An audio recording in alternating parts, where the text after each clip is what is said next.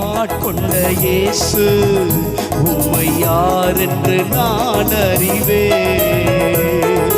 என்னை ஆட்கொண்ட இயேசு உம்மை யார் என்று நான் அறிவேன்.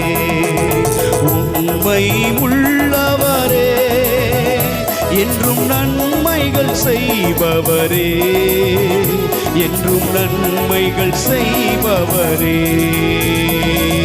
என்னை ஆட்கொண்ட இயேசு உம்மை யார் என்று நான் அறிவேன்.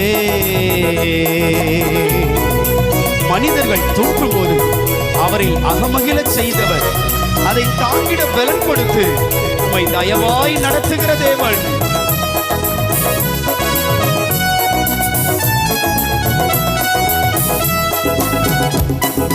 மனிதர் தூற்றும் போது